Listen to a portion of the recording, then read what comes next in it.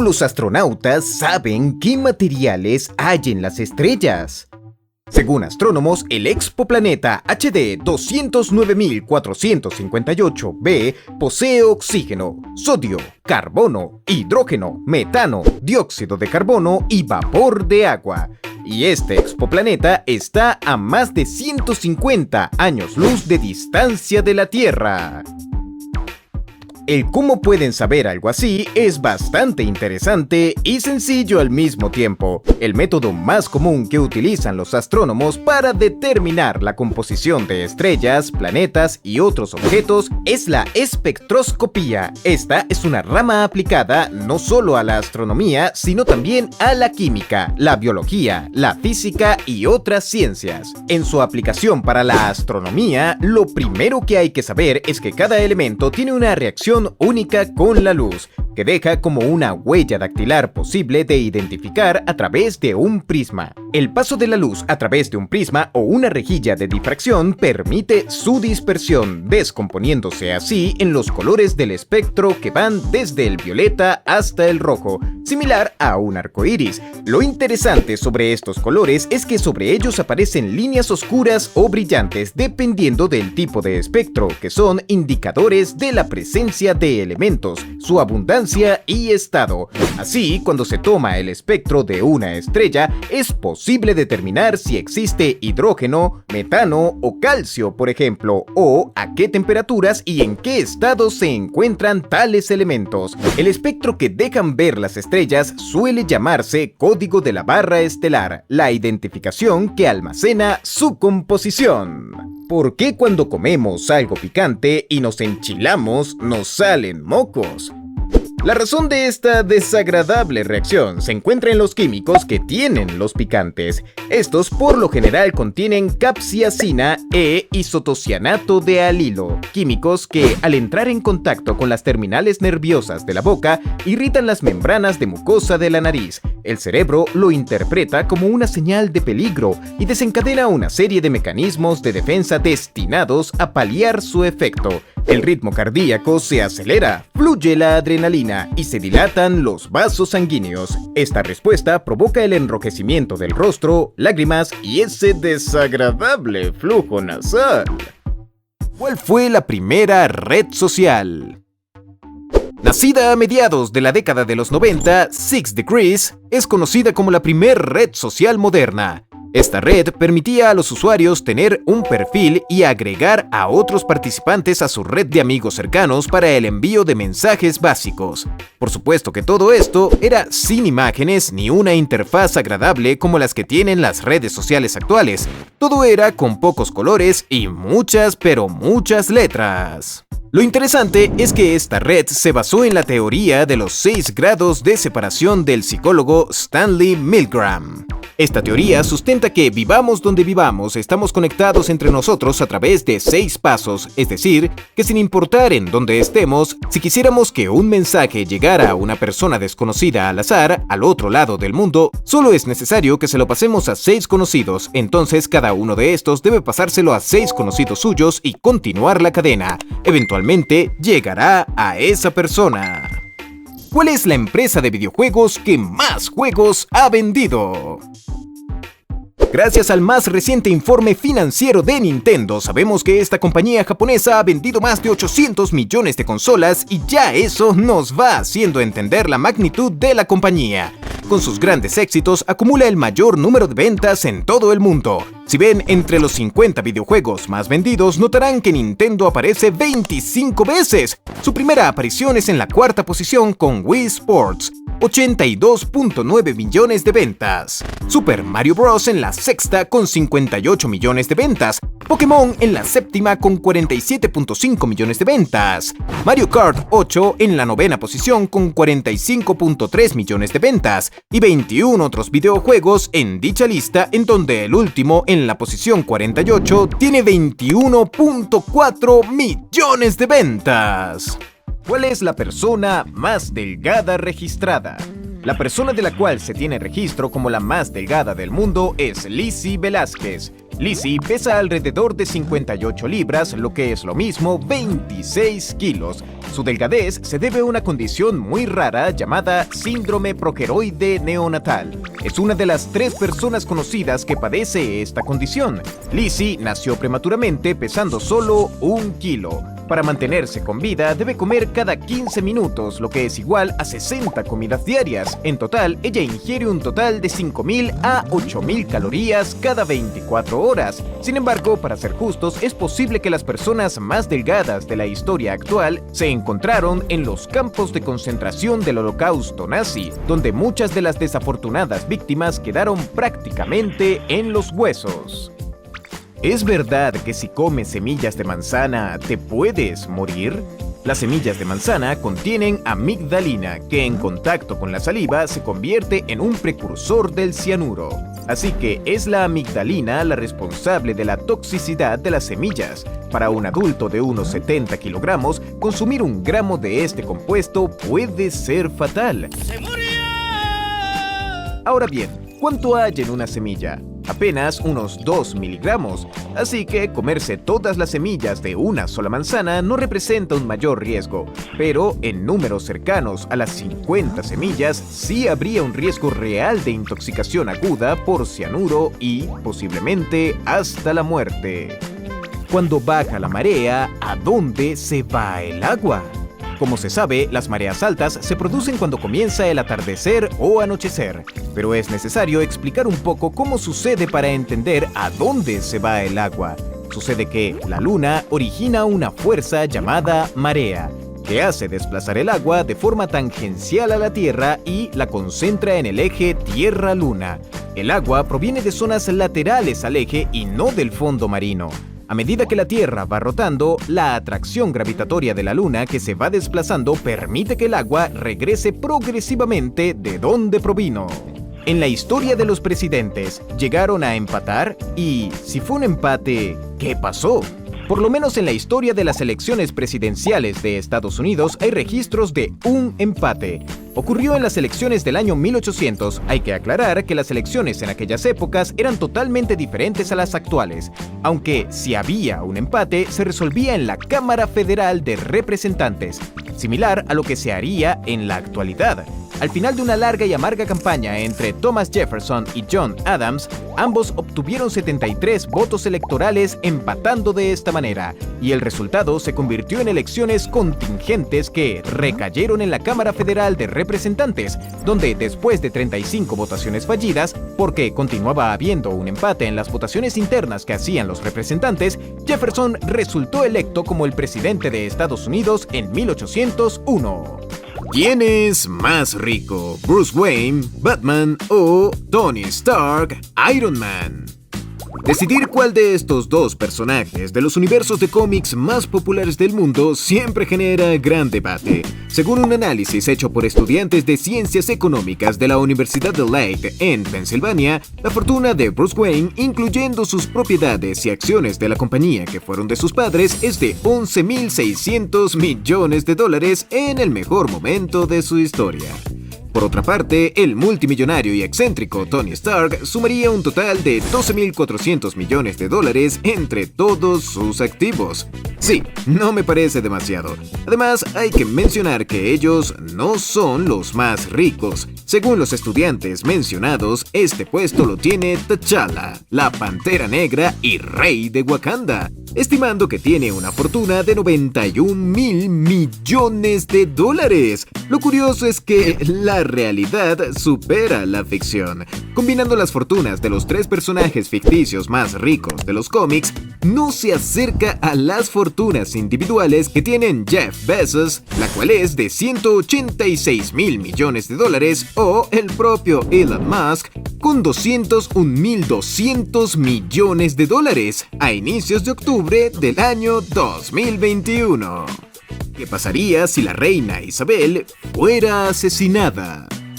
Lo primero que hay que saber es que ha habido 5 intentos de asesinato en contra de la reina Isabel II durante sus 68 años de reinado. Intentaron producir un accidente en un tren en el que ella viajaba, disparos en un desfile, disparo por un francotirador novato, terroristas del ISIS y un complot del Estado Islámico que fue frustrado. Si la reina fuera asesinada y el perpetrador capturado o dado de baja rápidamente, su secretario privado, Sir Edward Young, se comunicaría con el primer ministro de turno y le daría el icónico mensaje "London Bridge is down". El jefe de gobierno sabrá de qué se trata y activará el protocolo establecido. Primero transmitiría la noticia a los gobiernos de los otros 15 estados en los que Isabel también es reina, como Canadá, Australia o Nueva Zelanda. La BBC será el canal oficial para comunicar la noticia al mundo. En los días posteriores, su primogénito, Carlos de Gales, asumiría el trono. Si el asesino no fuera capturado, se iniciaría una de las investigaciones y persecuciones más grandes de los últimos tiempos. ¿Cuál es el PC más caro del mundo? Hay una gran variedad de computadoras con precios ultra caros que solo pueden costearlos personas con varias decenas de miles de dólares de sobra. Entre los ordenadores gaming prefabricados más costosos tenemos el 8-pack Orion X, el cual tiene un costo cercano a los 30.000 euros. Esta potente máquina utiliza un procesador i7 7700K con overclocking y una frecuencia de 5.1 GHz, además de contar con una capacidad de 64 GB de RAM y 4 tarjetas de video Nvidia Titan X con 16 GB de memoria cada una. Por otro lado, tenemos la Mac Pro de Apple, que se puede considerar el ordenador de fábrica más caro del mundo, aunque su precio base es de alrededor de $6.000. Si se eligen todos los accesorios de gama alta, podría llegar a costar hasta $52.000. Por supuesto, cuando se trata de armar tu propia supercomputadora, no existe límite ni precio. ¿Se puede crear un agujero negro dentro de la atmósfera terrestre? Y si no es el caso, ¿por qué? Cuando se iba a poner a prueba por primera vez el Gran Colisionador de Hadrones, había muchos temores acerca de la posibilidad de crear agujeros negros, que en parte era uno de los objetivos del CERN. Por supuesto, serían microagujeros negros que se evaporarían casi instantáneamente, pero había la probabilidad de que alguno de ellos no lo hiciera y comenzara a crecer hasta eventualmente devorar el planeta por completo, situación que no ocurrió. Por otro lado, unos cuantos años después tenemos a los chinos, quienes sí lograron crear con éxito un agujero negro, claro que uno diminuto, pero que se comportó imitando de alguna forma las propiedades de uno de estos fenómenos espaciales. Este agujero artificial solo atrapa la luz en frecuencia de microondas. ¿Cuál es el abogado más caro del mundo? Es difícil descubrir cuál es el abogado más caro del mundo, ya que no existe una lista y es seguro que los abogados mejor pagados no querrán que sus gobiernos sepan cuánto ganan exactamente, pero podemos darte una idea con Harish Salve, sin duda uno de los mejores pagados de todo el mundo, el cual es un abogado de la India especializado en derecho comercial, constitucional y fiscal. Sus contactos con el gobierno y haberse desempeñado como Procurador General de la India lo colocan en una de las posiciones más favorables que le permiten cobrar alrededor de $45.000 por día. Representa a entidades gubernamentales, grandes clientes corporativos, entre los cuales se destaca Mukesh Ambani, el hombre más rico de dicho país, y hasta ha representado a celebridades de Bollywood en casos penales. ¿Es posible que un país tercermundista se vuelva potencia? Y de ser así, ¿qué se necesita para lograr esto? Casi cualquier país puede llegar a ser potencia. Todo depende principalmente de factores como un gran porcentaje de la población alfabetizada, que haya buenos programas educativos, ofertas laborales incluyentes y tiene que haber una buena administración a nivel de gobierno. Otros extras son los recursos del país, como minerales para exportación que brinden buenos beneficios económicos que permitan financiar la infraestructura y los distintos programas. Singapur Singapur es un claro ejemplo de que se puede lograr. Pasó de ser una villa de pescadores con un ingreso per cápita de $500 anuales a uno de los países más prósperos cuyo ingreso per cápita superó los $55,000. Ahora, Singapur está entre los principales lugares del mundo en cuanto a mejor educación, sanidad, libertad económica, competitividad y tiene una de las menores tasas de criminalidad. ¿Por qué o cómo es que una persona contrae o nace con alergias?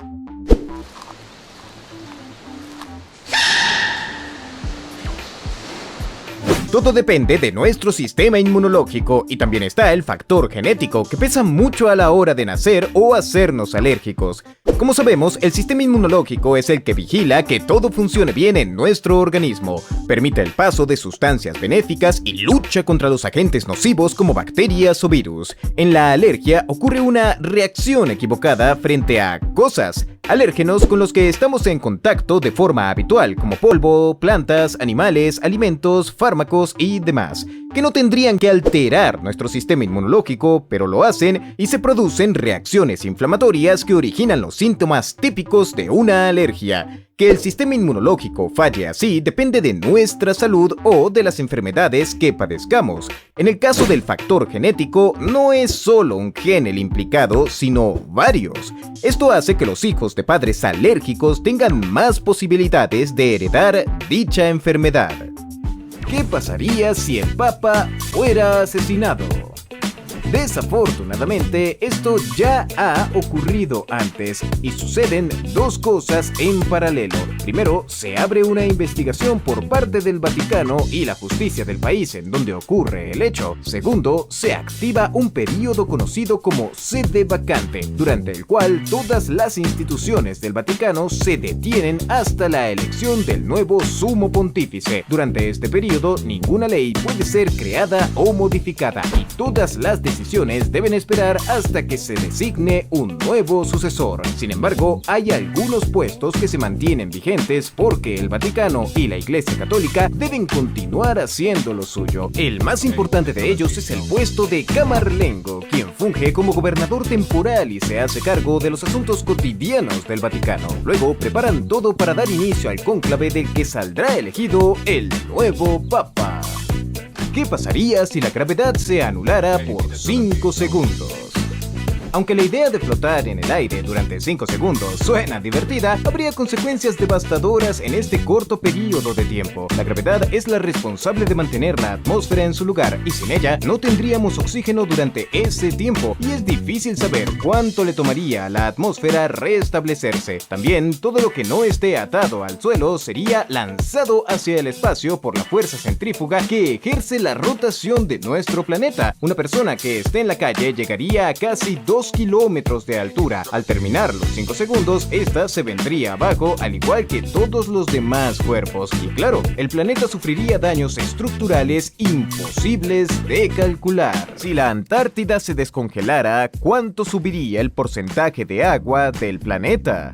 La Antártida contiene más de la mitad del agua dulce de la Tierra congelada en una vasta capa de hielo de casi 5 kilómetros de espesor. Es una región de extrema importancia para la vida y el medio ambiente, ya que es parte crucial para mantener el equilibrio de la temperatura de la Tierra. La Antártida es uno de los reguladores más importantes del clima y su desaparición desencadenaría un cambio drástico en todo el planeta. El derretimiento completo de la Antártida supondría un aumento aproximado de 50 metros en el nivel del mar.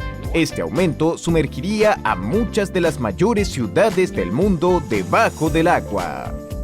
¿Cómo se crean los virus de computadoras? ¿Son intencionales o accidentales? Los virus informáticos se crean intencionalmente, es decir, no hay manera de crear un programa que tenga como objetivo alterar el funcionamiento de una computadora o un equipo sin que esa sea la intención. Como dijimos, los virus informáticos son programas, pero maliciosos y utilizados para modificar o destruir archivos, datos u otros programas. Para crearlos, solo se necesitan dos cosas: sólidos conocimientos sobre programación y, obviamente, un ordenador en donde hacer el programa, donde crear las líneas de código que alterarán el funcionamiento del equipo infectado, aunque eso es solo una parte del trabajo. Una vez que se tenga el virus listo, hay que encontrar la manera de que se propague, quizás por medio de correos o links de descarga falsos. Si una persona cae e instala el virus sin saberlo, este se alojará en la memoria RAM de la computadora, así el programa no haya terminado de instalarse. Cuando termine de hacerlo, tomará control de algunos servicios del sistema operativo, lo que hará más fácil su replicación para continuar contaminando todo lo que pueda. ¿Puede llegar a acabarse el petróleo? Y si es así, ¿cómo en cuánto tiempo puede acabarse? Por supuesto que el petróleo puede acabarse, es un recurso finito. Esta pregunta despierta interés periódicamente en todo el mundo, porque después de todo, el petróleo y sus derivados están presentes en casi todos los ámbitos de la vida diaria. Según diversos estudios, en el año 2002 quedaban entre 990.000 millones y 1.1 trillones de barriles de crudo por extraer, lo que significa que al ritmo actual de consumo mundial, aproximadamente 100 millones de barriles por día. Estas reservas se empezarían a agotar en el año 2043. Claro que esta fecha podría variar, alejándose o acercándose dependiendo de cómo varíe el consumo mundial. Puede que la tendencia al uso de nuevas fuentes de energía renovables reduzcan el consumo del petróleo. Además, en estos estudios no se contemplan los hallazgos de nuevos pozos o posibilidades de extraer petróleo de zonas que en la actualidad son consideradas reservas naturales y por lo tanto no perforables. ¿Cuál fue el primer videojuego en tener multijugador online? Este modo de juego comenzó mucho antes de lo que creeríamos. Hablamos de 1979, cuando un grupo de alumnos de la Universidad de Essex crearon una versión informática del célebre juego de rol Dungeons & Dragons. Esta versión electrónica era multiusuario y estaba basada en el uso de textos alfanuméricos para jugar. Así surgió un nuevo tipo de juegos conocidos como MUD, Multi-User Dungeons or Domains. Con el avance del desarrollo de Internet, surgieron las primeras comunidades virtuales. ¿En cuánto tiempo se estima que el ser humano pueda vivir en Marte? La idea de colonizar el planeta rojo había perdido interés en el mundo hasta el punto de parecer ridícula y de solo poder llevarse a cabo en las películas de Hollywood. Pero el magnate y empresario tecnológico Elon Musk revivió la idea en todos nosotros. Elon tiene las cosas muy claras y su ambicioso plan de colonizar Marte parece que va bastante en serio. Él calcula que entre el 2040 y 2050 deberíamos estar ya no colonizando, sino ocupando Marte. Musk tiene planeado enviar cerca de 1000 naves hacia este planeta para dentro de los próximos 20 años. Y hasta el momento, todo lo que Elon Musk se ha propuesto lo ha logrado. Pero claro, hay demasiados problemas antes que deben resolver y miles de preguntas que responder antes de poder habitar Marte. ¿El humo se puede congelar? No, el humo no se puede congelar, a menos que, en un caso hipotético, se sometiera a una temperatura extrema como el cero absoluto, en donde casi todas las partículas se solidifican. Lo más cercano al humo congelado podría ser el aerogel, o como se le llama popularmente, humo congelado. Estos son materiales coloidales similares al gel, pero en donde su componente líquido es cambiado por un gas. Así, obtienen un sólido de muy baja densidad y altamente poroso que tiene una gran resistencia y muchas otras propiedades. ¿Cómo funciona la visión nocturna?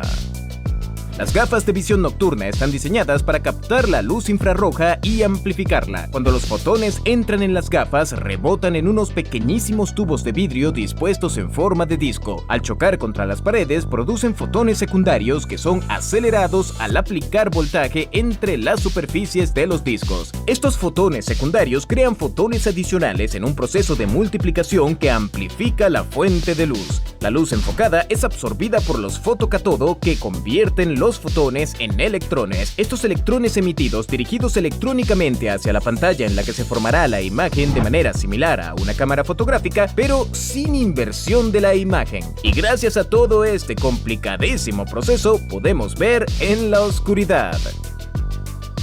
¿Cómo los científicos saben hace cuánto murió una persona con solo tener su cadáver?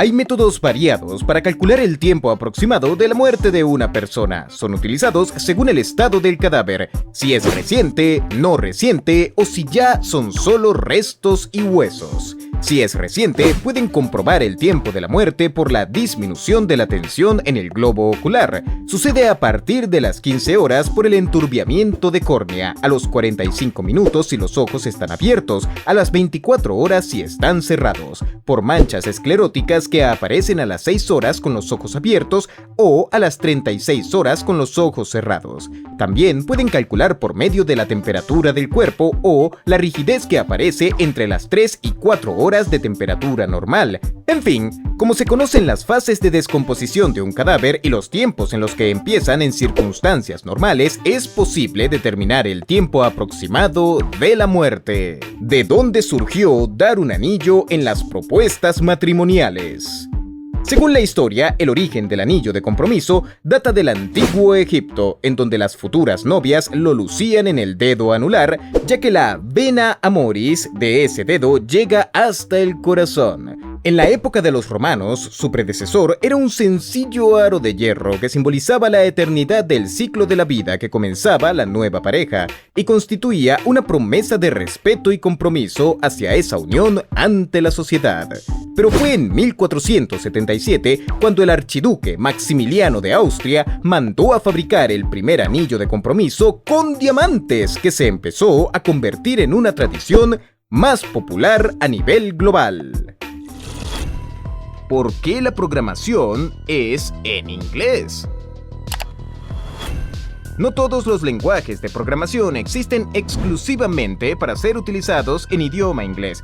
Es cierto que casi todos los software de programación están en inglés y trabajan con sentencias y palabras de este idioma, pero sucede porque hablamos del idioma universal, y es lo mismo para la mayoría de los software o aplicaciones que existen. Tienen el inglés como idioma principal o secundario. Volviendo ahora a la programación, en países como China, Rusia o Arabia, por solo nombrar algunos, los lenguajes de programación están hechos y funcionan con sus respectivos idiomas nativos porque generalmente ellos están en la capacidad de crear sus propios software o al menos para traducirlos. En los países latinoamericanos no contamos con la misma suerte y debemos adaptarnos a la programación en inglés.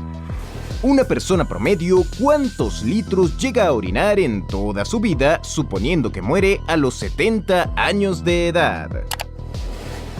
El rango normal de volumen de la orina durante un día o 24 horas es de 800 y 2000 mililitros, con una ingesta de líquido normal de aproximadamente 2 litros diarios. Entonces, pongamos un rango medio de 1400 mililitros diarios, lo que sería igual a 504 litros de orina en un año, y aproximadamente 35.280 litros de orina, suponiendo que la persona viva hasta los 70 años de edad.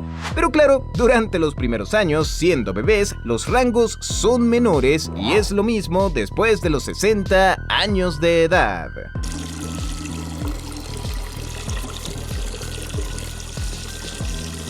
¿Por qué los peces cuando mueren quedan boca arriba? Esto ocurre porque los peces tienen un órgano que se llama vejiga natatoria, el cual se encarga de mantener sus cuerpos en equilibrio. Cuando los peces mueren, el órgano deja de funcionar y el cuerpo pierde equilibrio, por lo que quedan boca arriba. ¿Cuál es la forma real de una vitamina? Las vitaminas son sustancias necesarias para el pleno desarrollo y funcionamiento de nuestro cuerpo. Estamos acostumbrados a pensar en ellas como pastillas o frutas, pero estas son algunas imágenes de cómo lucen realmente las vitaminas con un microscopio. Lucen brillantes como especie de cristales. La vitamina C, en especial, no parece de este mundo. ¿Por qué el nitrógeno líquido no se congela? Es un error común pensar que el nitrógeno líquido no se congela. De hecho, todo se puede congelar al alcanzar el cero absoluto. Pero no es el tema. El nitrógeno líquido es muy frío, no hay dudas de esto. A presión atmosférica normal, el nitrógeno es un líquido con una temperatura de entre 63 y 77.2 Kelvin, lo que es igual a 210.15 grados centígrados bajo cero y 195.95 grados centígrados bajo cero. En este rango de temperatura, el nitrógeno líquido se parece mucho al agua hirviendo soltando vapor de nitrógeno, pero por debajo de los 63 K, o sea, 210.15 grados centígrados bajo cero. Se congela en nitrógeno sólido. ¿Cuánto dinero existe en todo el mundo? Es imposible conocer cuánto dinero existe en el mundo, no con total exactitud. El dinero está en muchas formas y su volumen cambia mientras ven este video. Hay varias aproximaciones de cálculo de cuánto dinero hay en el planeta. La forma más sencilla y precisa de calcular cuánto dinero hay en circulación en el mundo aproximadamente es sumando el Producto Interno Bruto nómina actual de cada país, y aún así habría una gran cantidad de dinero sin poder contar, ya que no todo queda registrado en las finanzas de cada nación. El valor de propiedades o activos y el de inversiones anteriores a la última medida de PIB no son incluidos. Así que intentar dar un monto de dinero global exacto sería mentir. Nadie y ninguna organización podría hacerlo. Entonces, si sumamos el PIB nómina de todos los países con los datos del Fondo Monetario Internacional, obtenemos una riqueza global de aproximadamente 90 trillones de dólares, es decir, este número. Es interesante resaltar que 21 trillones pertenecen solo a los Estados Unidos y que tampoco se incluye el dinero que hay en las criptomonedas, con más de 700 millones de dólares nada más en bitcoins en todo el mundo. ¿Cuál dolor es peor, el físico o el psicológico? Es difícil comparar el dolor físico con el dolor psicológico, que es diferente al emocional, ¿Y cuál podría ser el peor? Depende de la causa y la intensidad. Primero, hay que aclarar que el dolor psicológico es el que tiene como base una alteración de la rama simpática del sistema nervioso autónomo, es decir, sufrir de ansiedad. Dicho esto, el dolor físico podría ser peor, ya que, si es extremo, podría hasta provocarnos un paro cardíaco y morir en el acto, aunque una ansiedad crónica podría tener efectos similares a la depresión y, en casos demasiado fuertes, conllevar actitudes que causen daños físicos en distintos niveles. En definitiva, ningún dolor es bueno. ¿Cómo es que tienen oxígeno los astronautas que están en la Estación Espacial Internacional?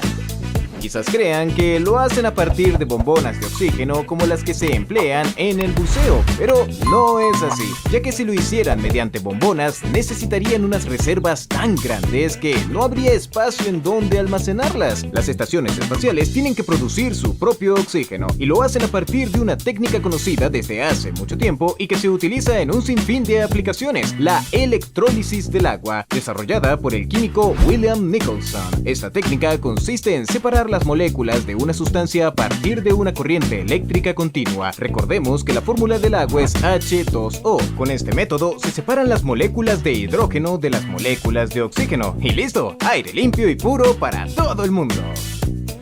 ¿Cómo funciona la función de antigravedad en las estaciones y naves espaciales? La gravedad cero del espacio se puede simular por medio de los vuelos parabólicos que, por las velocidades que alcanzan y la orientación de la nave, es posible luchar contra la fuerza gravitatoria de la Tierra. La duración de la ingravidez es de aproximadamente 22 segundos, lo que dura cada maniobra parabólica. Los vuelos típicos para el entrenamiento de astronautas son de alrededor de 2 a 5 minutos de ingravidez. Las maniobras parabólicas se realizan de la siguiente manera.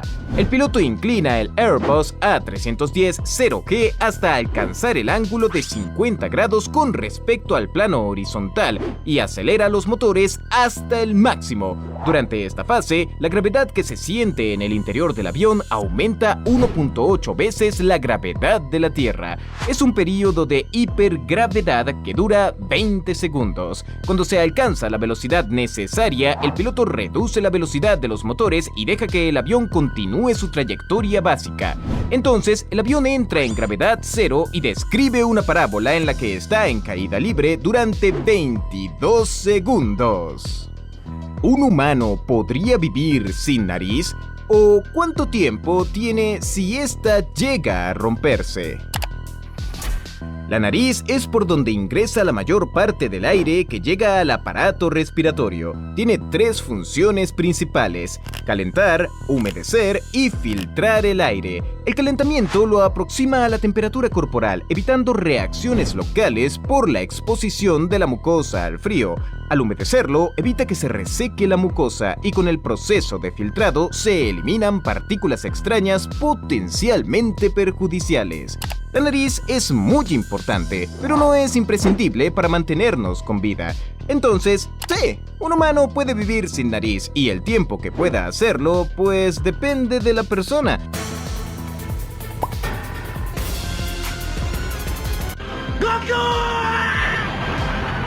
Y dependerá también de los cuidados que tenga la persona para evitar infecciones y problemas respiratorios.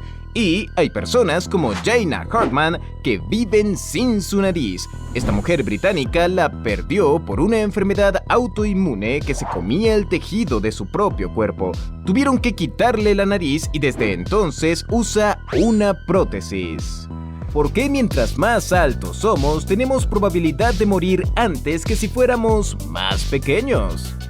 Lo curioso es que en los animales parece ser completamente lo opuesto. Los más grandes, como los elefantes, calamares, ballenas y demás, son mucho más longevos. En nuestro caso es diferente. Diversos estudios han demostrado que la gente baja tiende a vivir más y tiene menos enfermedades que las personas altas. Se cree que el organismo de las personas altas no funciona de manera tan eficiente como en la gente baja o promedio. Sus cuerpos tienen mayor cantidad de células, por lo que las posibilidades de que alguna se vuelva maligna son aún mayores. Asimismo, la sangre tiene que hacer un recorrido más largo para poder oxigenar el cuerpo, lo que aumenta las posibilidades de coágulos. Además, requiere un mayor esfuerzo por parte del corazón. También se cree que las hormonas liberadas en el crecimiento rápido que se da en la pubertad pueden tener un rol en la posibilidad de padecer cáncer.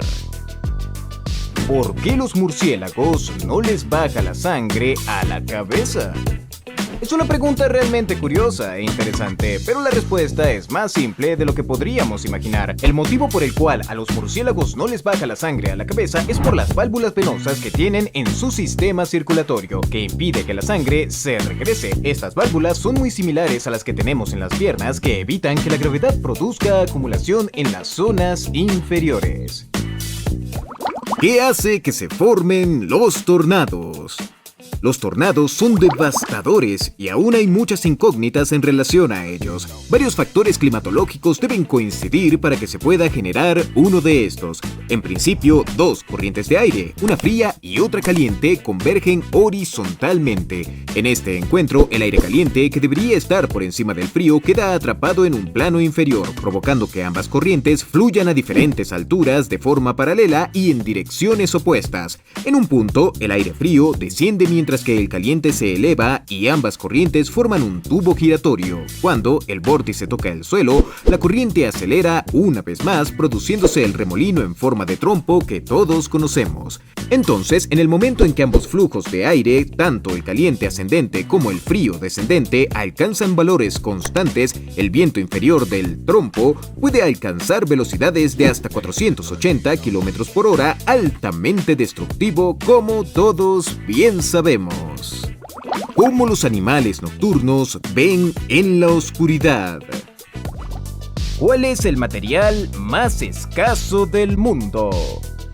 El material más escaso del mundo es el astato. un elemento radioactivo del que solo hay 0.07 gramos en todo el planeta. Si de un momento a otro nos diera superpoderes a todos los humanos y nos dedicáramos exclusivamente a la búsqueda de astato, perforaríamos toda la Tierra y entre todo lo conseguido no llenaríamos ni una pequeña cucharilla con este elemento. Sin embargo, se puede producir en laboratorios en las dos formas que existe, astato 210 y astato 211. El 210 se descompone en polonio 210 y se convierte en veneno radioactivo. Por su parte, el 211 es todo lo contrario, puede incluso salvar vidas. Este emite una radiación de corto alcance, una propiedad ideal para utilizarlo y construir misiles teledirigidos contra células cancerosas. ¿Los árboles mueren de vejez?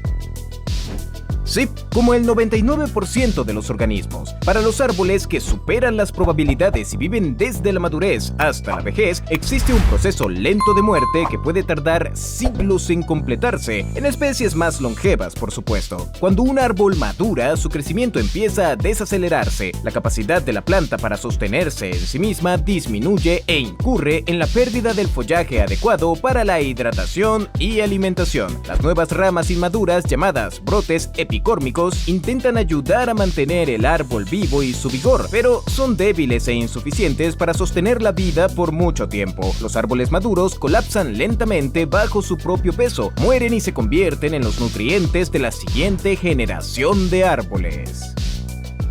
¿Cómo guardan el perfume en sus respectivos envases? El envasado no es la parte más interesante del proceso de creación de un perfume. Primero, se tiene que realizar la mezcla del perfume con ingredientes vegetales, animales y sintéticos aromáticos con un disolvente, alcohol en la mayoría de los casos, y un fijador para mantener el olor. Bálsamos, el ámbar gris que se forma en el intestino de los cachalotes o secreciones glandulares de algunos animales como el almizcle del ciervo almizclero. Después, y ahora sí, viene el envasado, que es distinto dependiendo de quién fabrique la esencia. Generalmente, simplemente se deposita en el interior de un frasco, preferiblemente de vidrio, porque no altera ni contamina las propiedades de los aromas y se sella para reducir el contacto con el aire y las impurezas del exterior. ¿Los audios subliminales funcionan? Los audios subliminales y los mensajes subliminales en sus diferentes formas son un tema muy controversial, lleno de mitos y falsas expectativas.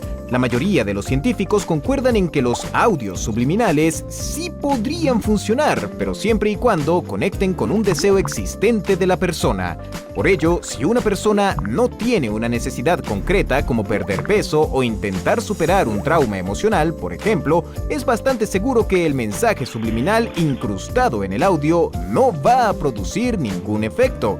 También, un estudio publicado en la revista Neuroscience of Consciousness afirma que la influencia de los mensajes subliminales no suele durar más de 25 minutos.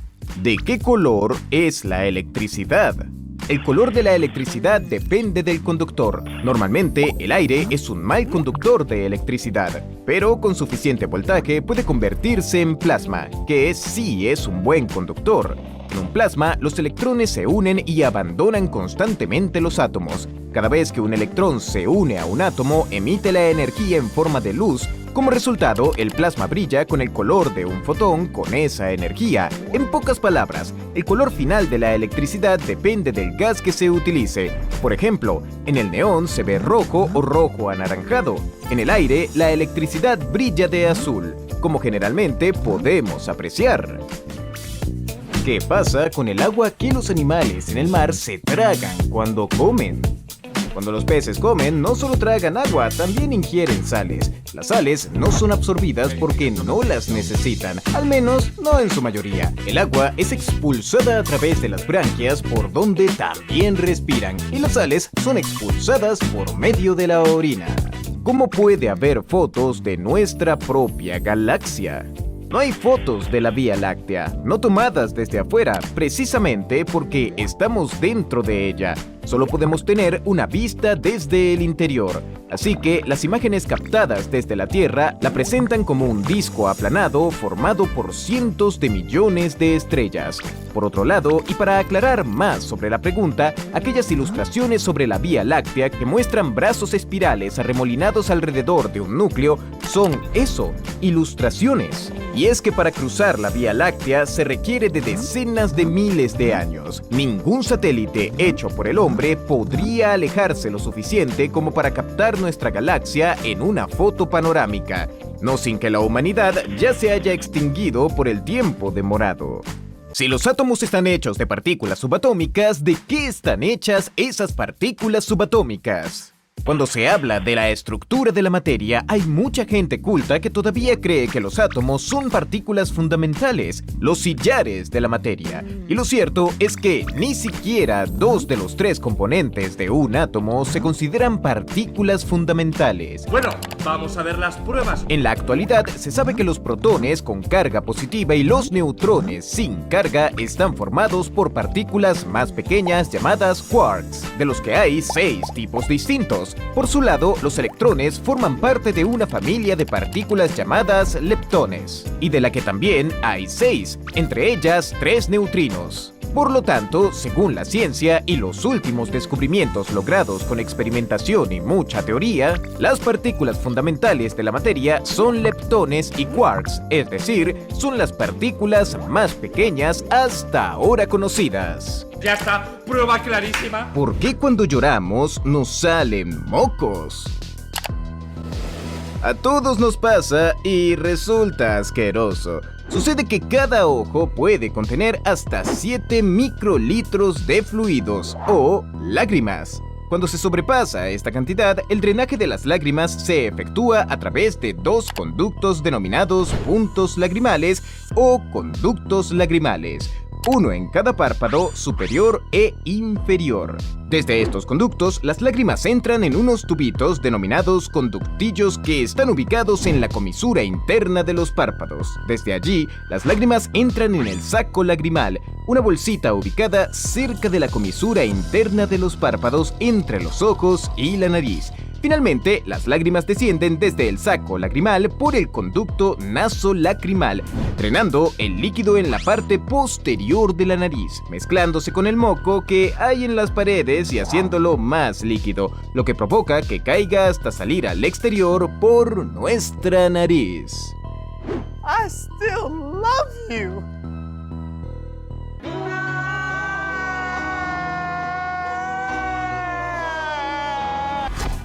¿Por qué cuando se cambia el clima nos enfermamos de gripe?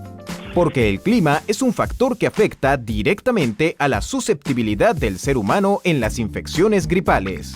Las temperaturas ambientales bajas provocan una disminución local en la temperatura de la nasofaringe, haciendo que el sistema mucociliar y los macrófagos, entre otros elementos del sistema inmune, trabajen con menos eficiencia, aumentando la susceptibilidad a distintos virus respiratorios, y no solo a la gripe. Así que, sí, había que hacerle caso a mamá cuando nos decía que nos abrigáramos para no resfriarnos. ¿Qué pasaría si una persona entrara a un agujero negro?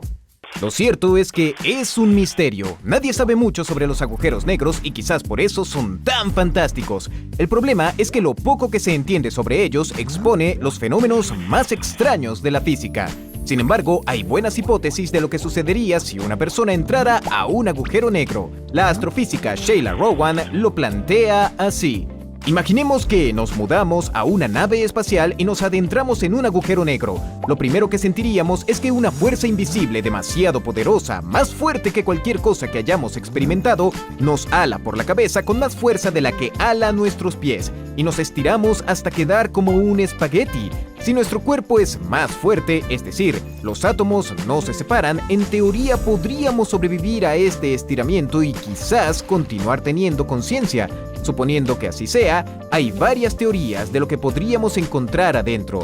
Una de las posibilidades es la pared de fuego, que, como su nombre lo indica, nos encontraríamos con una banda de partículas ardientes que nos freiría instantáneamente. De no sufrir esta muerte, queda la posibilidad de explotar mientras seguimos siendo alados por la singularidad del agujero negro hasta llegar a su núcleo, en donde nos convertiríamos en parte de este. En este punto seguramente ya no tendremos la forma de un ser humano, ni siquiera de uno espaguetizado. Todo lo que somos, lo que fuimos, toda la información de nuestro cuerpo e incluso nuestros recuerdos más preciados ahora serán parte de un núcleo infinitamente pequeño, pero también infinitamente denso que se mantendrá existiendo en el universo por miles de millones de años. ¿A cuántos grados está el fuego de un cohete y cómo se puede levantar? Es sorprendente toda la tecnología, el diseño y los materiales que se utilizan para la creación de los cohetes espaciales, donde el más pequeño error suele ocasionar un auténtico desastre, uno que podría costarles la vida a los astronautas en el peor de los casos o al menos provocar pérdidas millonarias. La temperatura del fuego que desprende un cohete cuando se está propulsando alcanza los 3.300 grados centígrados. Y lo más increíble es que la estructura soporta la temperatura y el sistema de tuberías aguanta presiones de más de 475 atmósferas. ¿Qué es el polvo espacial y de dónde viene? El polvo cósmico es una sustancia que se encuentra en todo el universo y consiste en pequeñas cantidades agregadas de material cuya composición varía sustancialmente en función de en qué condiciones se formó el polvo cósmico. Según teorías astronómicas actuales, las galaxias fueron en origen grandes conglomeraciones de gas y polvo que giraban lentamente, fragmentándose en vórtices turbulentos y condensándose en estrellas.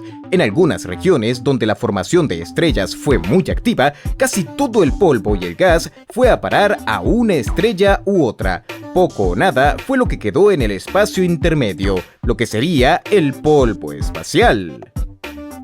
Si nuestro cerebro fuera un disco duro, ¿cuánto almacenamiento tendría? Nuevos estudios han revelado que la capacidad de almacenamiento del cerebro es mayor que la que se pensaba, porque ahora se toma en cuenta conexiones entre neuronas que antes pasaban inadvertidas. Para hacer estos cálculos, los expertos reconstruyeron tejidos neuronales en modelos 3D y estudiaron la acción de las conexiones relacionadas con la memoria. Así, se descubrió que la capacidad de memoria del cerebro es de alrededor de 1 petabyte o 1.000.000 de gigabytes. Para tener una idea de la magnitud, con 1 petabyte se podrían almacenar 13.3 años de video en alta definición. ¿Qué había antes del Big Bang? ¿Qué había antes del Big Bang? Es una de las preguntas más misteriosas de la humanidad, y si bien no hay solo una teoría, tampoco es posible demostrar que alguna sea la correcta, porque después de todo, el mismo Big Bang es solo una teoría, aunque la más aceptada por la comunidad científica. Entre una de muchas teorías está la teoría inflacionaria de Alan H. Guth. Esta dice que el universo pasó de ser un simple punto a un espacio un octillón de veces más grande, un 1 seguido de 27 ceros para que lo ubiquen, todo en menos de una trillonésima de segundo. Después vino un periodo de expansión mucho menos rápida, pero muy violenta, lo que conocemos como el Big Bang.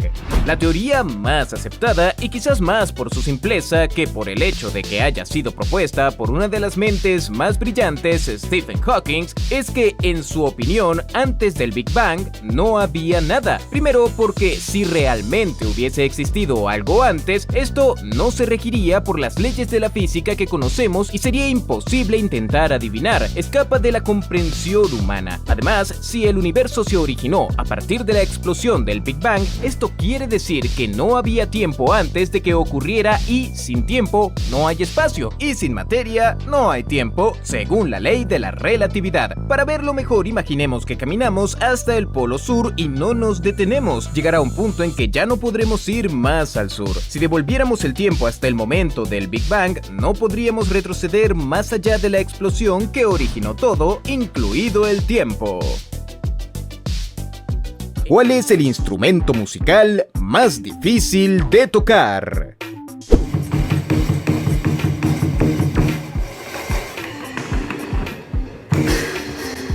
Según el libro de récord Guinness, los instrumentos musicales de más difícil ejecución son los corno franceses, también llamados trompa, y además de este está el oboe. Pero en sí, la dificultad de los instrumentos musicales es algo relativo. Por ejemplo, si bien es cierto que típicamente el contrabajo no hace el despliegue de velocidad ni los malabarismos del complejo violín, sí es muchísimo más exigente que este en lo que a resistencia física respecta. Por otra parte, la opinión general sitúa al violín y al piano como los instrumentos más difíciles de tocar. ¿Cuál fue la película más cara en fracasar y la más barata en ser un éxito? El libro de récord Guinness le da el puesto del mayor fracaso cinematográfico a la película de las Islas de las Cabezas Cortadas, Cutthroat Island, de 1995. Esta tuvo un presupuesto inicial de $98 millones y llegó a unos 115 millones con el gasto del marketing y solo logró recaudar $15.7 millones en todo el mundo, según un informe del New York Times. Y sin lugar a dudas, la película más exitosa en cuanto a costo y beneficio fue Actividad Paranormal del año 2007. Esta película fue filmada con un estilo semidocumental, sin actores reconocidos ni gastos excesivos, y no tenía esperanzas de ser un éxito monumental. Pero esos $15 mil de presupuesto hicieron una película que recaudó $193 millones. ¿Cuál fue el primer satélite que se envió a órbita en la Tierra? El primer satélite que fue enviado a órbita desde la Tierra se llama Sputnik y fue lanzado el 4 de octubre de 1957 por Rusia, en ese entonces conocido como la Unión Soviética. Este exitoso paso hacia el futuro de la humanidad inició la desesperada carrera espacial que llevaría al hombre a pisar la Luna. El satélite tardó 98 minutos en la órbita y su misión era obtener información de las capas altas de la atmósfera y el campo electromagnético de nuestro planeta. ¿Cuánto mide el hoyo de la película El Hoyo? El Hoyo es una de las películas más controversiales que está en la pantalla de contenidos de Netflix, porque plasma algunas realidades de la sociedad de una forma original, de principio a fin, y mientras el protagonista desciende a niveles impensables, la trama provoca que a menudo nos hagamos muchas preguntas. ¿Cuántos más pisos hay? ¿Cuán profundo puede llegar a ser el hoyo? Y al final de la cinta tenemos algunas respuestas. ¡Alerta de spoilers! Si no has visto la película, adelanta un poco el video. En fin, cuando los personajes sobrevivientes logran llegar al fondo del hoyo, descubren que son 333 pisos, lo que no dice la profundidad exacta, pero hace que sea posible calcularla. Suponiendo que cada piso tiene unos 6 metros de altura, la profundidad debería ser de unos 1998 metros de profundidad. Sin embargo, habría que sumar el grosor de los techos que separan cada piso. Digamos que son de unos 0.5 metros. Serían entonces 166.5 metros más 1968 metros, lo que nos dice al final que el hoyo tiene una profundidad aproximada de 2164.5 metros. ¿Por qué los barcos tienen la parte de abajo de color rojo? Tiempo atrás, cuando se navegaba a vela, los astilleros recubrían el casco de los barcos con pintura a base de cobre para prevenir el arrastre de algas, percebes y gusanos que terminaban comiéndose o deteriorando el casco. Lo más importante es que este problema termina alterando la hidrodinámica de la embarcación, ralentizándola y haciendo que gaste más combustible. El cobre en la pintura fue lo que dio el color rojo característico que eventualmente se fue convirtiendo en algo estándar en la náutica. Aunque con la tecnología actual los cascos se pueden pintar de cualquier otro color, el rojo sigue siendo el predilecto por su alto contraste con el color del mar azul. Si el ser humano fuera una batería, ¿de cuánta carga sería su capacidad? Es difícil saber con exactitud cuánta energía eléctrica podría almacenar un ser humano. Lo que sí sabemos es cuánta gasta aproximadamente.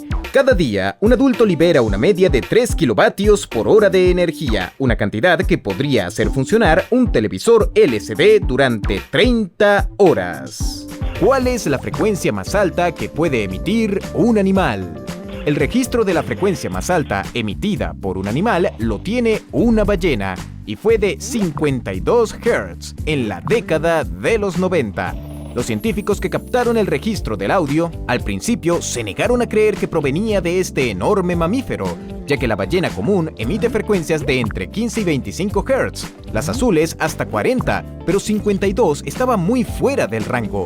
Sin embargo, eventualmente y tras seguirle la pista, comprendieron que sí se trataba de una ballena, e incluso llegaron a la conclusión de que podían ser varias que tenían esa capacidad.